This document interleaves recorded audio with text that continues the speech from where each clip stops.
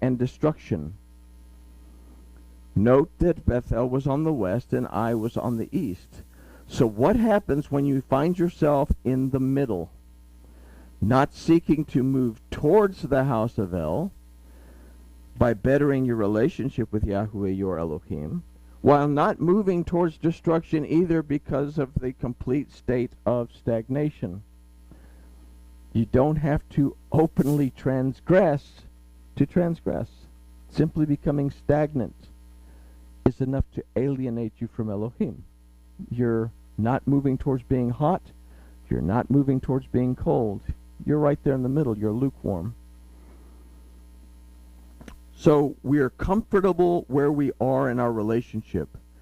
There is no longer a need to find an assembly to meet with us, as we can do it all on our own. We read the Word while no longer taking the time to understand what we're reading. And that's something important. We talked in our study of Hosea last week that it's important to understand why we believe what we believe, as opposed to simply saying, this is what I believe. Why do I believe what I believe? As opposed to just saying, this is what I believe. We make a showing at Yom Kippur. And I put that in there because it's, in Judaism, people will not go to shul. They won't even go near the synagogue. But once a year at Yom Kippur, the place is packed. It's Mother's Day and Easter. Okay? And so we make a showing that this is the time of atonement. I only have to atone once a year.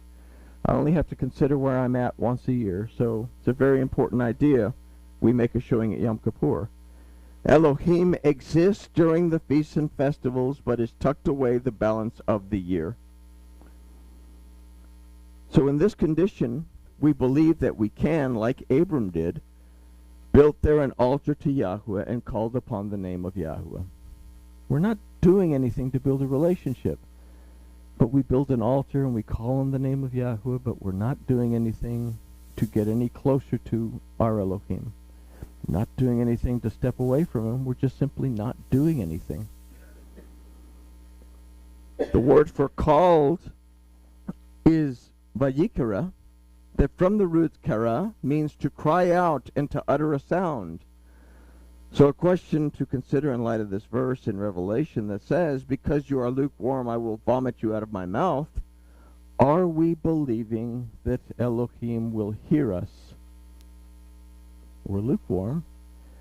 He says he's going to vomit you out of, or vomit us out of his mouth if we're in this condition. Is he actually going to listen to us if we're in this state of being? Is a question that we have to consider. Now the word kara also infers to calling upon oneself.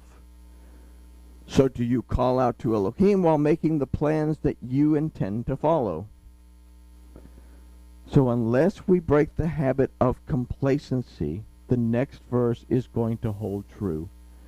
And verse 9 says, and Abram journeyed going on still towards the south.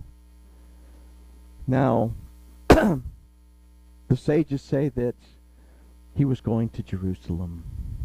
You know, everything is about, all the patriarchs are pious and they're always trying to go to Jerusalem. Jerusalem as a place didn't exist yet. So Jerusalem is in the south of where Abram was. So we can believe that we are heading towards a covenant of peace. But Abram, as the next several verses are going to tell us, ends up in Mitzarim, which is Egypt. Complacency in our worship will lead us further into the wilderness until we once again find ourselves in bondage. And the word for south here is Ha-Negebe, the Negev. It's basically desert. There's nothing that grows there. It's the wilderness. And we're moving towards a situation of being totally unproductive, going to Mitzarim. That one of the roots of Mitzarim is Mitzarim, that means to have pressure, to be squeezed. Another root of it is matzor, that means to be under siege, to be bombarded. What happened in Egypt? They were slaves. So we're moving towards bondage if we allow complacency in our worship. And complacency in our worship will lead us further into the wilderness until we once again find ourselves in bondage. It is this that we will consider in our final study of Lecha. Because Lecha, the final study, we're going to talk about ending up in bondage. And then ultimately we're going to talk about, in the second part of that study, is about the teshuvah that we have to make in order to bring us back to the altar at Bethel. So we read these as stories, but there's so many things under the surface that we miss if we don't look at it from the language that our Elohim gave us for us to look at it. And with that, we can say that grooviness has been achieved.